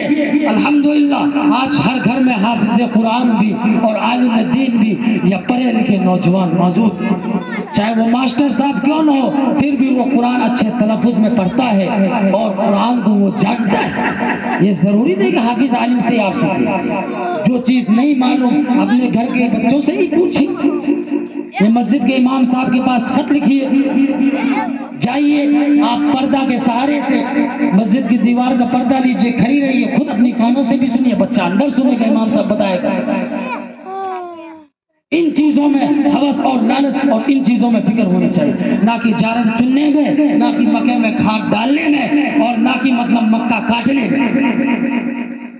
क्योंकि दुनिया किस्मत मेहनत से नहीं, कि दुनिया अगर मेहनत से होती तो इस दुनिया में सबसे ज्यादा मालदार और सबसे ज्यादा पैसा वाला उसको होना चाहिए था जो ज्यादा मेहनत करता है। मसलन किसान,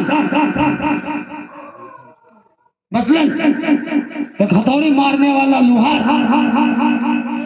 या आग की भट्टी में काम करने वाला मजदूर, ईंट की भट्टी में काम करने वाला मजदूर, और ईंट पत्थर तोड़ने वाला मजदूर। लेकिन आप देखिए जो गरीब है वो गरीब बनता जा रहा है, जो अमीर है अमीर बनता जा रहा है। अच्छा, और दूसरी बात अकीदत और मसाइल के एतबार से ये बता दूं, उसको समझने के लिए मैं मिसाल देता हूँ। जैसे अल्लाह ने मेरा चेहरा देखिए आप लोग इस तरीके से बनाया। अगर मैं ये कहता हूँ कि अगर मेरी ये नाक थोड़ी लंबी होती, आंखें थोड़ी बिल्ली जैसी होती तो मैं बड़ा खूबसूरत लगता। ये नाशुक्री है, हक तलफी है। अल्लाह हक देखिए, साफ हदीस कुरान कहता है आपका जैसा चेहरा रंग रूप है अल्लाह को वही पसंद है। अगर अल्लाह को आपका चिपटा नाक पसंद है तो आप यकीन मानिए आपकी नाक से खूबसूरत दूसरी नाक हो ही नहीं सकती। मसलन अगर किसी को साइकिल है उसको खुशी खुशी अल्हम्दुलिल्लाह कहते हुए साइकिल पे बैठना चाहिए, क्योंकि अल्लाह ने आपके लिए साइकिल,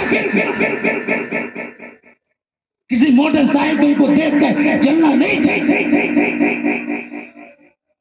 क्योंकि अल्लाह वही चुनता है, वैसा ही आपको बनाता है, वही कुछ देता है जो आपके लिए अच्छा हो।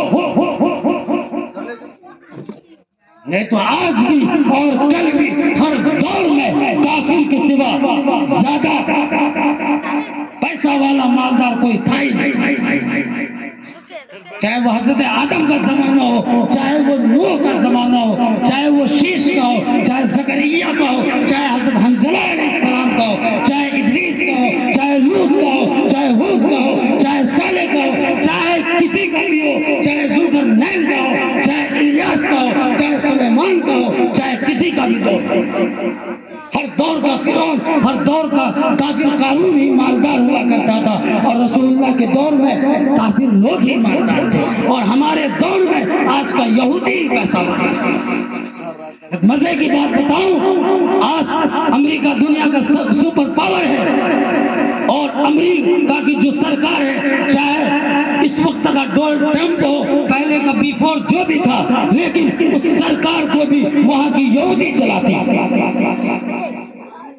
क्योंकि दुनिया का सबसे ज्यादा पैसा वाला बिल गेट्स, जिसके पास 77 यानी 77 अरब नहीं खरब डॉलर मिलियन का मालिक है। उसके बाद अमानिसु है, वो भी मालदार, बड़ा पैसा वाला। ये हमारा अंबानी अडानी, ये उनके सामने कोई हैसियत नहीं, जीरो।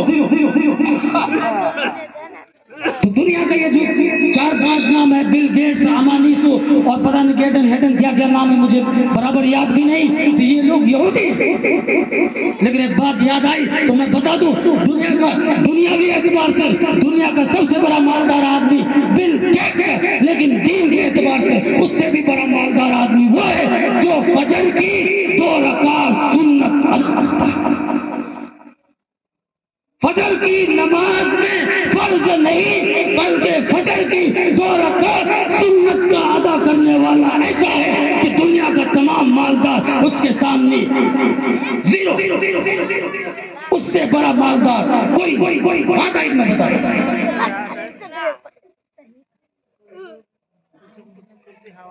तो हर दौर में काफी लोग ही मालदार हुआ करते। बात को लंबी न करते हुए हम वापस अपनी बात पर आते हैं। ताश के दौर में भी काफी दुनिया किससे भाई? मुकद्दर से। बोलिए, याद कीजिए, दुनिया मुकद्दर से, मेहनत से। अगर दुनिया मेहनत से होती, मेहनत करने वालों के पास दुनिया होना था, ना कि किसी MP MLA के पास। क्यों?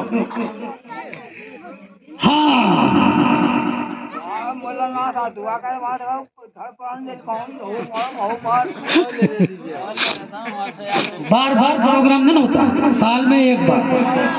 अगला साल क्या पता हम जिंदा रहेंगे या मुखिया जी रहेगा कि नहीं रहेगा, या कोई और रहेगा कि नहीं रहेगा, या फिर से ये मजा ये रात नहीं आने। हाँ सुनिए, अच्छा बस खत्म कर देते।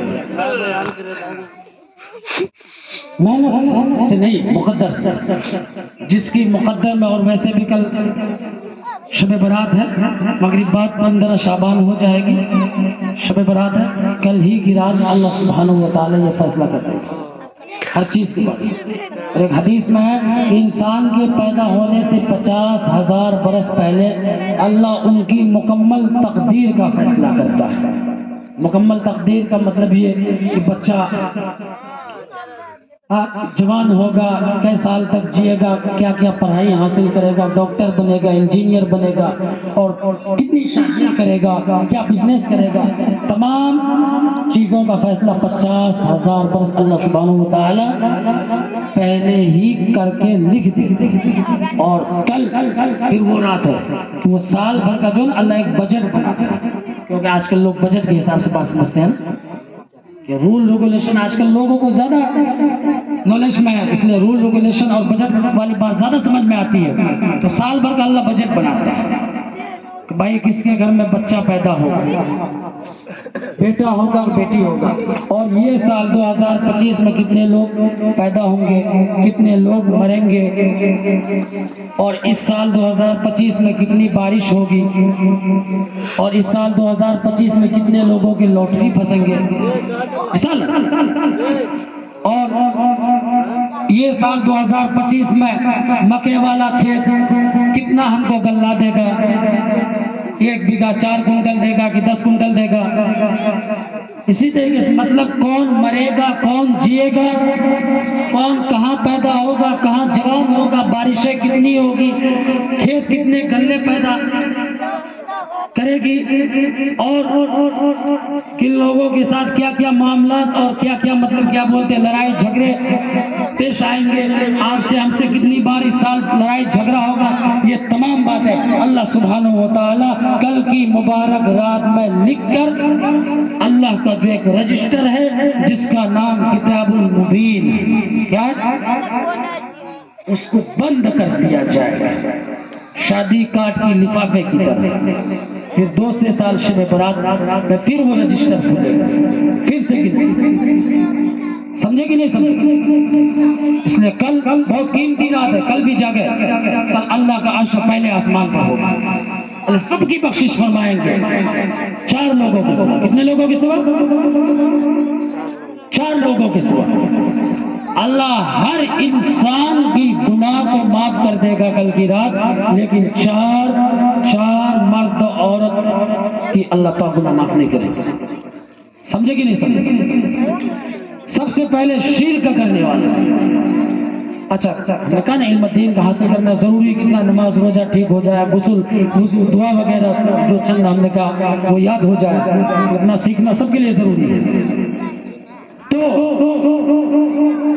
तो शिर्क के भी मसाइल जानना जरूरी है। आज हम लोगों को ये पता ही नहीं शिर्क क्या है, हम लोग अनजाने में न जाने कितनी बार शिर्क करते। मसलन आज हम तैयारी में हैं, हो सकता मुखिया जी हमको अच्छा खाना खिला और पेट में गड़बड़ी हो गई, हमने कहा ये खाना खाने से पेट में गैस बन गया, ये गड़बड़ी हो गई, तो ये भी शिर्किया कलमा। इस तरीके की मिसाल हम दे रहे हैं, क्योंकि खाना में वो ताकत ही नहीं है ना भाई।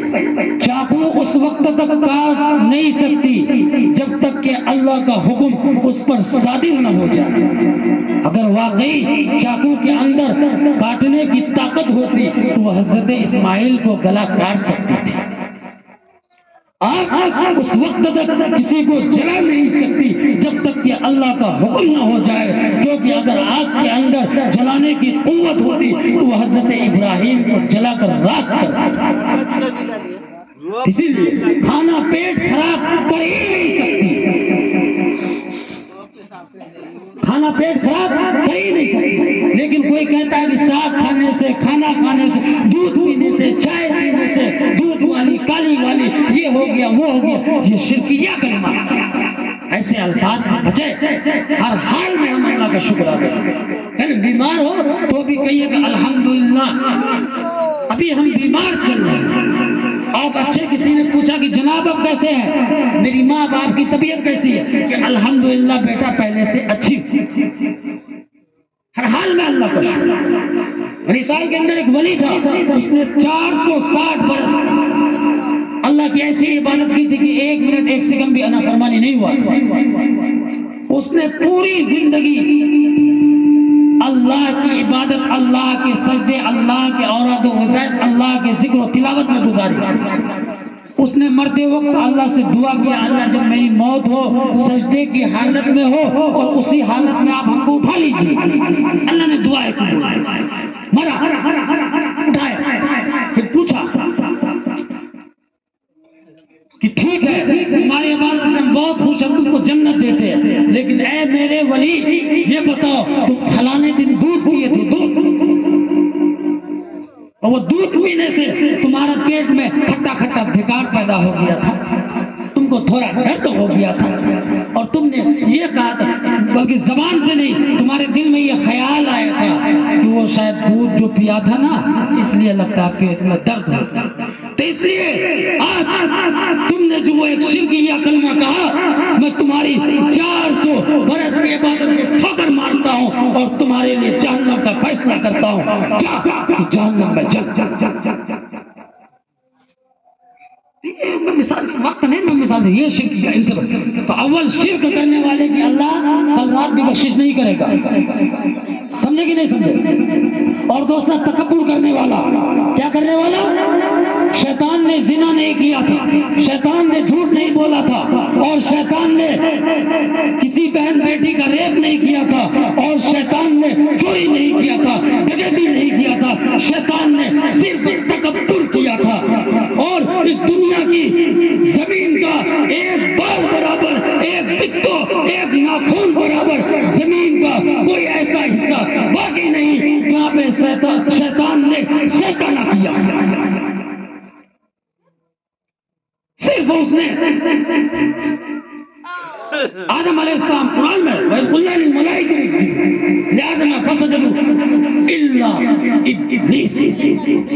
ने कहा मलाइका की जमात आदम को सजदा करो, तो तमाम फरिश्ते सजदे में गिरे इल्ला इब्लीस, इब्लीस के सिवा। इब्लीस ने कहा कि मैं इससे अफजल लोग नाक से बनते। शैतान ने एक तकब्बुर, एक फख्र किया, इस वजह से अल्लाह ने हमेशा के लिए उसको शैतान बना दिया और जहन्नम का सबसे बड़ा ठेकेदार मालिक बना दिया। इसलिए तकब्बुर, अच्छा तकब्बुर आज हम लोग कैसे करते हैं? हदीस में हुक्म है गोश्त खाओ, अच्छी बात है, अच्छी बात, मना नहीं, लेकिन अगर तुम्हारे बगल में तुम्हारा पड़ोसी गरीब है, मिस्कीन है, ये ख्याल करना आदम के बेटे कि तुम्हारी गोश्त की सालन की बू तुम्हारी गरीब पड़ोसी के बच्चों तक ना पहुंचे, नहीं तो वही गोश्त खाना हराम हो जाए। हिकमत रखी, बड़ी हिकमत है,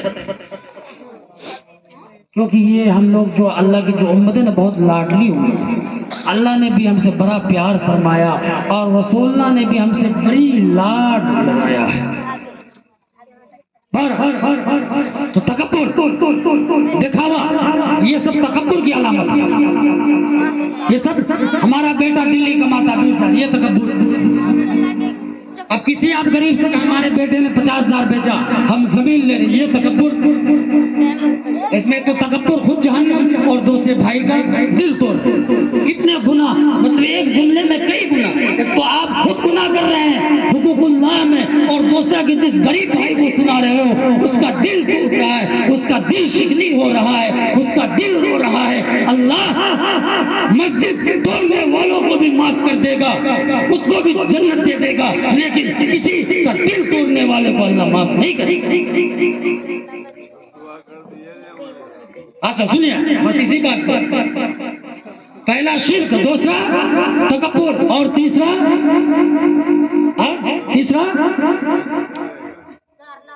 वालिदैन की नाफरमानी करने वाला। अच्छा वालिदैन की नाफरमानी बहुत आम। शादी के बाद बच्चे माँ बाप की एक बात नहीं सुनते, सुनना चाहिए। बहुत दर्द लगे सुनते।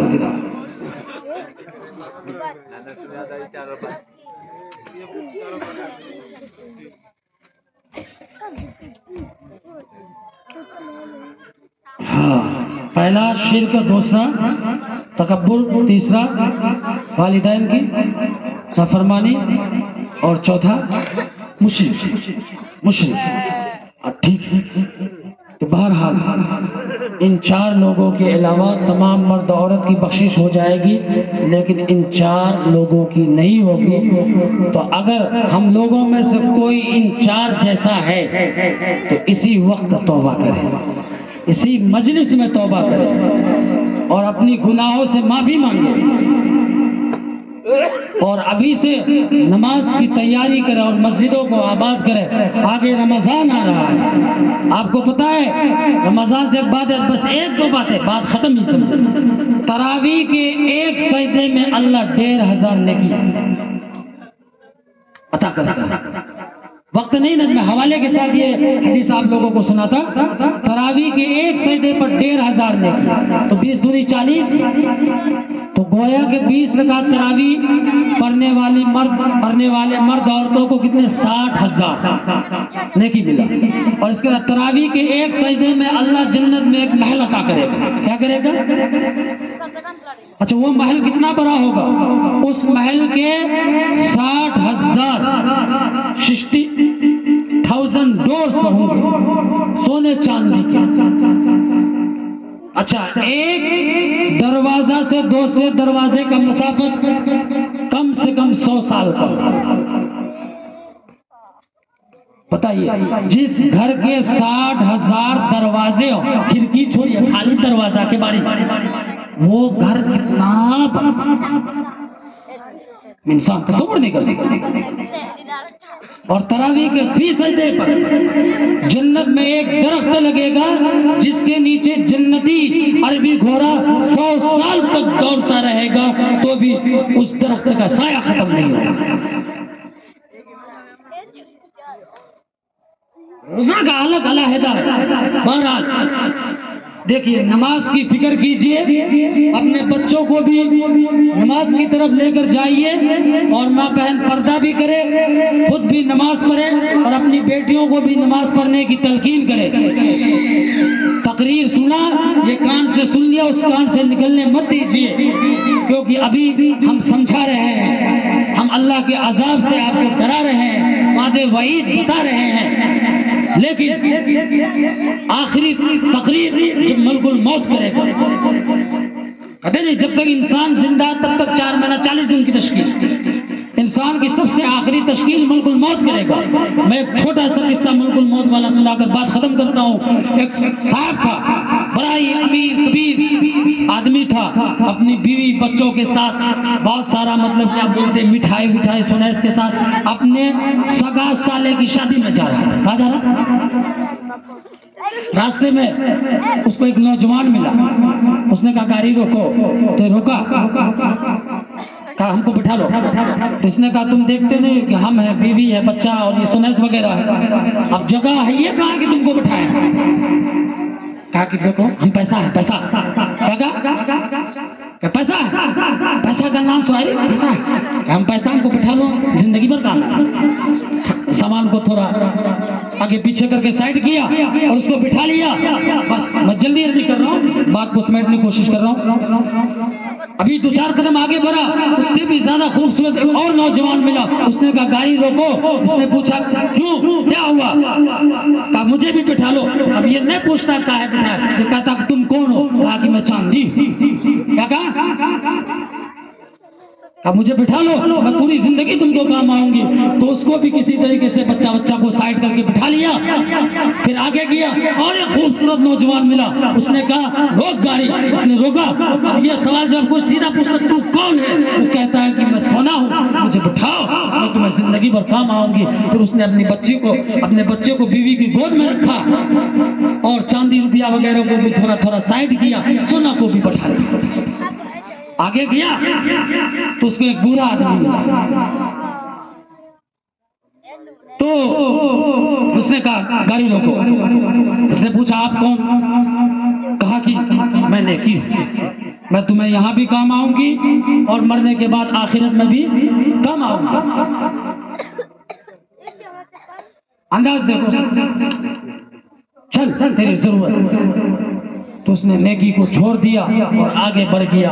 आगे एक बहुत ही भयानक और बड़ा ही अजीबो गरीब पूरा इंसान मिला।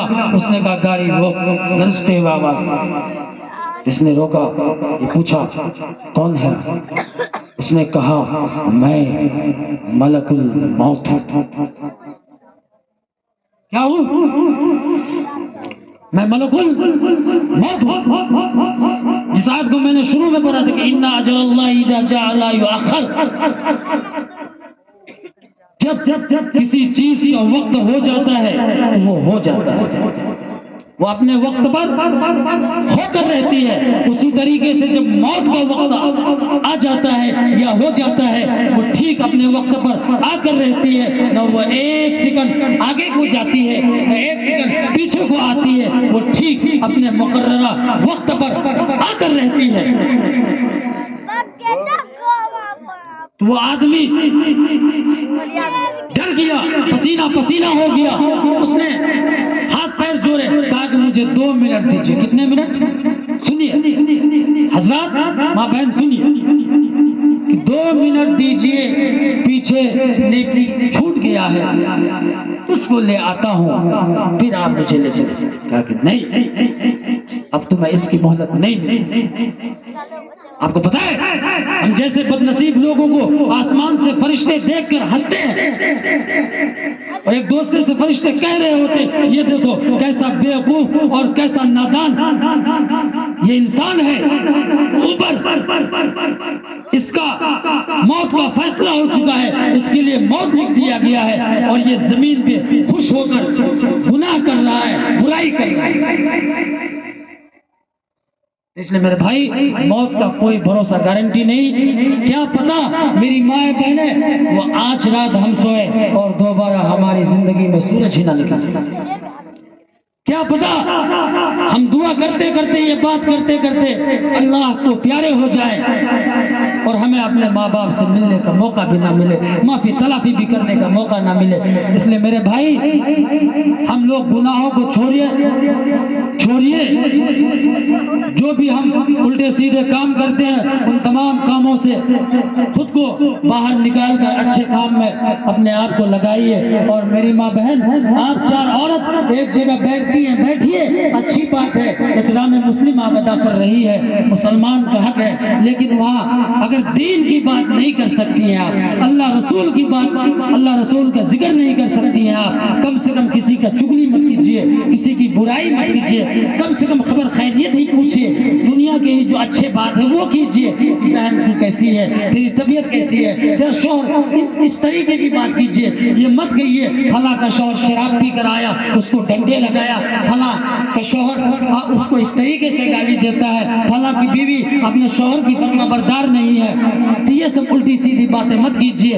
एक तो वो जो है करने वाला तो वो है ही, लेकिन जो आप लोग कीजिएगा, जो लोग ऐसा करते जो बीवी, वो गुनहगार है या नहीं वो तो अल्लाह जानता है, लेकिन आप जो कर रही हैं, आपका ऐसा करना आपको सीधा सीधा ये जहन्नम के किनारे, जहन्नम के गड्ढे तक पहुंचा देगा। इनसे बचिए। नमाज की फिक्र, और घर में कम से कम अगर बच्ची पढ़ी लिखी है, रोजाना कुरान की तालीम, एक ही पन्ना, एक ही वरक, एक वक्त टाइम बनाइए, इशा या असर या मगरिब जोर जो भी, कि भाई हमारी बच्ची एक पारा कुरान की पढ़ेगी, फिर उसके बाद आप तमाम लोग सुनिए, फिर हदीस पढ़िए, फिर हदीस को सुनिए, गौर कीजिए और फिर पूछिए कि बेटी तुमको कितनी दुआ याद है। इस तरीके से मुज़ाकरा कीजिए और रोजाना सोते वक्त जिंदगी का मुहासबा कीजिए कि आप सुबह से फजर से लेकर इशा तक कितने अच्छे काम किए, कितने बुरे काम किए, तो उससे आपको पता चलेगा, तो आपको अमल करना आसान होगा। और रमजान जैसा मुबारक महीना आ रहा है, अभी से उम्री कज़ा नमाज पढ़िए।